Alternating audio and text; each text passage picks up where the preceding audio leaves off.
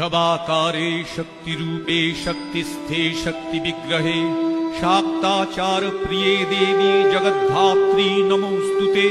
जय दे जगदानंदे जगदेक प्रपूजिते जय सर्वगते दुर्गे जगद्धात्री नमोस्तुते। आधारभूते चादे प्रीतिरूपे धुरंधरे ध्रुवे ध्रुवपदे धीरे जगद्धात्री नमोस्तुते। परमाणु स्वरूपे च दणुकादि स्वरूपिणी सूक्ष्मातिसूक्ष्म रूपे च जगद्धात्री नमोस्तुते। सूक्ष्मातिसूक्ष्म रूपे च प्राणापानादिरूपिणी भावाभावस्वरूपे च जगद्धात्री नमोस्तुते। आधारभूते चादे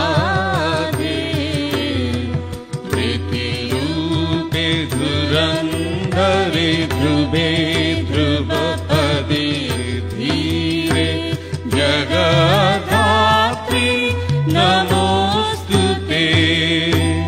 कालादिरूपे कालेशे कालाकाल विभेदिनी सर्वस्वरूपे सर्वज्ञे जगद्धात्री नमोस्तुते। महाविघ्ने महोत्साहे महामाये वरप्रदे प्रपंचसारे साधीशे जगद्धात्री नमोस्तुते। आधारभूते चादे प्रीतिरूपे धुरंधरे ध्रुवे ध्रुवपदे धीरे जगद्धात्री नमोस्तुते। अगम्ये जगतामाद्ये माहेश्वरी वरांगणे अशेष रूपे रूपस्थे जगद्धात्री नमोस्तुते।